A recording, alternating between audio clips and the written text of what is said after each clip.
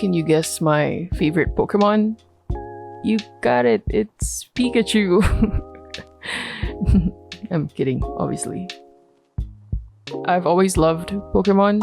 I grew up watching the show and playing the game, and whenever I pick a starter, I almost always go with a water type. This isn't exactly a hot take, but I feel like nothing beats the first gen Pokemon, and nothing beats my boy Squirtle. Just look at him, he's adorable and badass at the same time. Now before I show you my process for this Pokemon fan art, I have to flex these two Squirtle toys I got as gifts. First up, this Nano Block Squirtle. I finished this in about an hour, maybe even less. I do think I skipped some steps though because I ended up with extra pieces. No idea what to do with them, but well. Then there's this figurine that my friend got from Don Quixote while we were in Taiwan. This was super fun to build and it was really easy. Took me less than 30 minutes. Alright, now on to the drawing.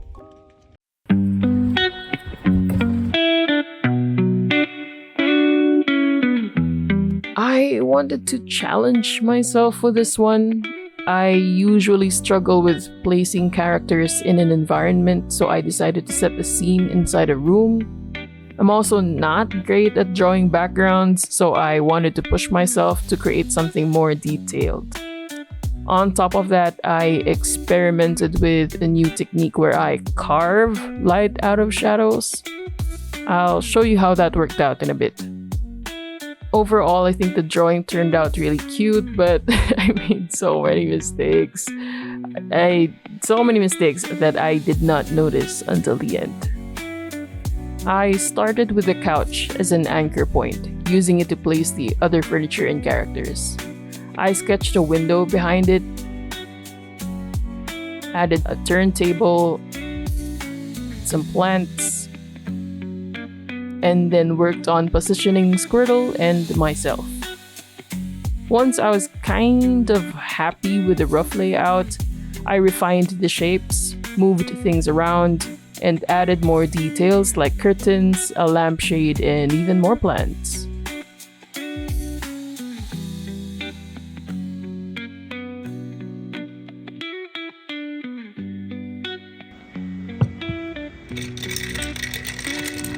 Then came the background, and this part was so tough. I find drawing buildings so hard. I thought about using stamps instead of sketching them one by one, but I couldn't get the look that I wanted. And then my lines felt too clean, too unnatural. And after lots of trial and error, I finally settled on something that kind of felt right.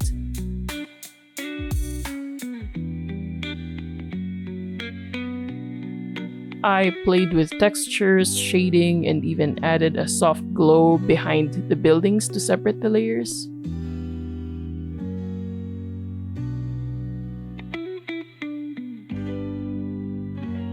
Once the background was done, I moved on to the window. I thickened the lines, adjusted shading, and then got to my favorite part, inking.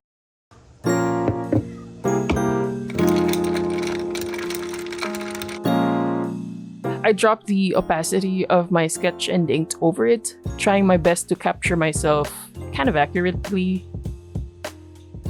Did I succeed?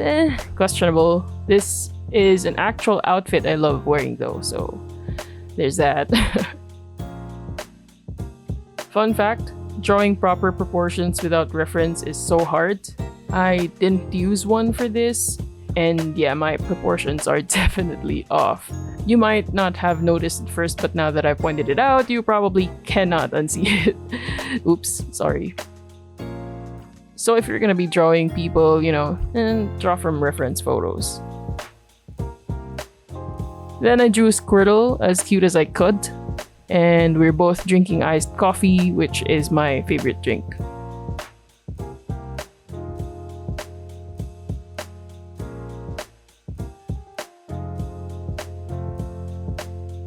I had a color palette in mind, but I wasn't sure if it would work. The great thing about digital art is that I didn't have to worry about that too much. I could always tweak things later on. My first step was blocking in the colors and adjusting as I went.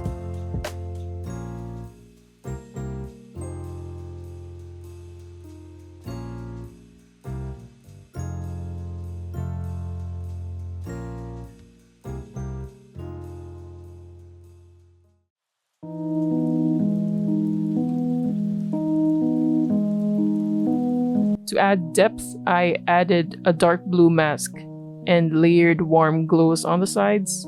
This made the scene feel cozy, even though most of the colors leaned toward cooler tones.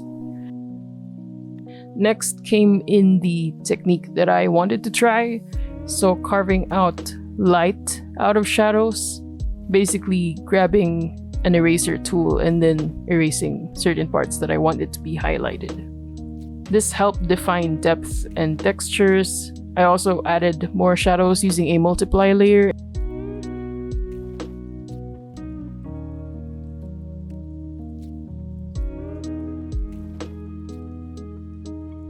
And enhanced highlights with an overlay layer.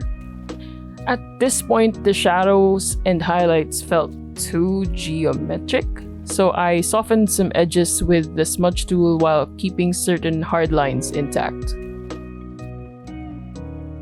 To ground the scene, I added a rug because the floor looked too empty without it. And even after all that, the drawing still felt a bit flat. So painfully, I blurred the background that I spent so much time on. And yeah, but I feel like this was the right move. I tried not to overdo it, so I just blurred it a little to create enough depth while still, I guess, keeping my hard work visible. I feel like this took forever to finish, mostly because of all the trial and error I had to do. I'm not an experienced illustrator, so I had to navigate my way through all the technicalities. I was feeling pretty good about the drawing until I noticed a couple of major flaws. First, this arm was way too small. I can't tell if the problem is the shading or the proportions, but something is definitely off. The record on the turntable, it's not even circular. Oops. The plant pots, the outlines were way too thick. And the furniture, it's too tiny. It's too small for me. But I can't fix that anymore because of all the hard work I've poured into the drawing. So I made up a new lore instead. You see, this isn't my apartment. I'm actually visiting Squirtle's apartment. Doesn't that make more sense? Tiny furniture, tiny Squirtle.